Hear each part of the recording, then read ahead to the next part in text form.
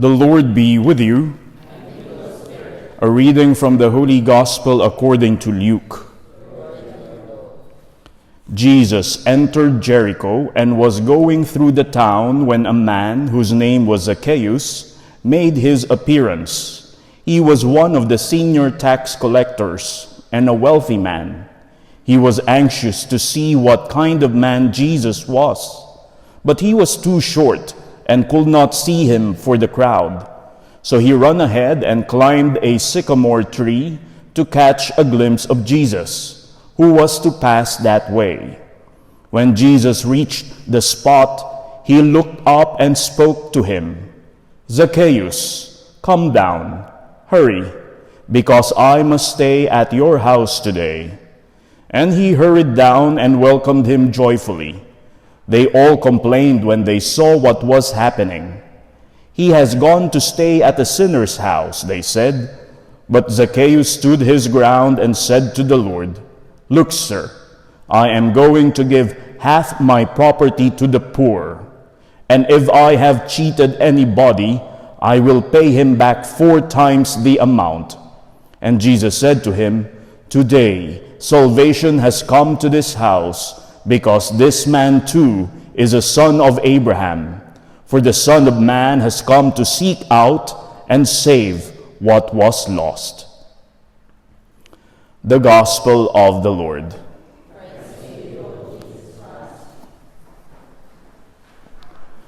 Before the Mass started, Brian gave me a gift. It's a jersey shirt, number 23. And what's the name attributed to number 23? Jordan. Jordan. It seems there is a market for Jordan jerseys here in Australia. The other day, I was in Newcastle. I was with a group of teenagers who were preparing for the Australian Catholic Youth Festival. And there was one kid who was wearing a jersey, Simmons, referring to Ben Simmons.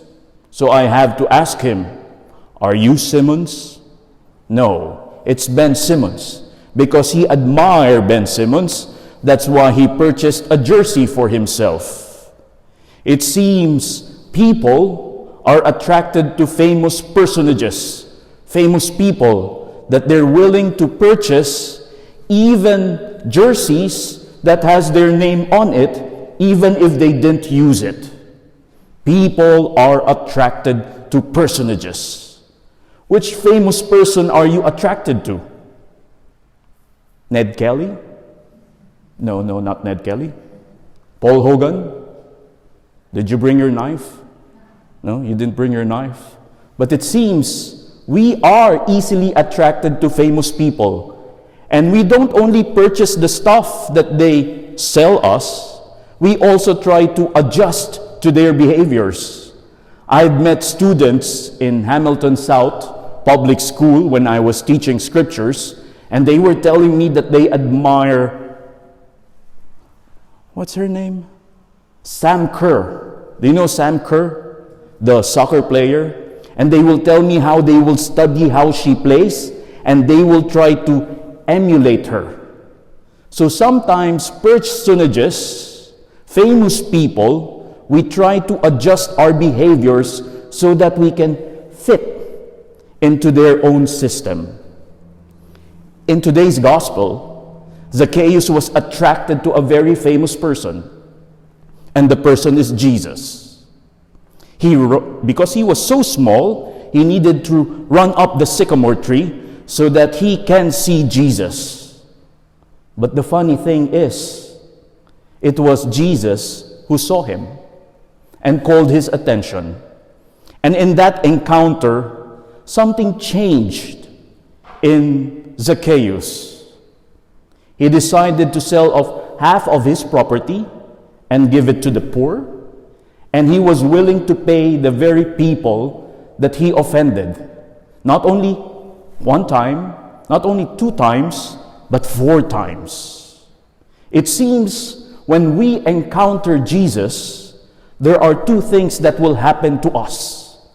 We become selfless and generous, and we start asking for forgiveness. For those among you who have encountered Jesus, have you become more generous? Have you become more a person asking for forgiveness? Because if your encounter with Jesus is real, at least these two hallmarks will be operative in you: generosity and a person who asks for forgiveness. How generous are you? If I ask you to submit your income statement, will you be able to identify how much of your money went directly to help those in need? The money that you put in the plates are not counted. The money that you give to institutions with which you will be using as a tax deduction, they're not included. What we're being demanded of is the money, the assistance that we give directly to those who need it. When was the last time you helped someone? When was the last time you put out your pocket and gave money to a beggar? Or do you tell yourself, I've been dropping off stuff at the bin and let Vinis or Salvos do it? No, the invitation for us is to help others directly. And second, when was the last time you asked for forgiveness? Because from where I'm standing, you don't look perfect. I can imagine that you have offended people. I can imagine that you've hurt people you love. But when was the last time you asked for forgiveness?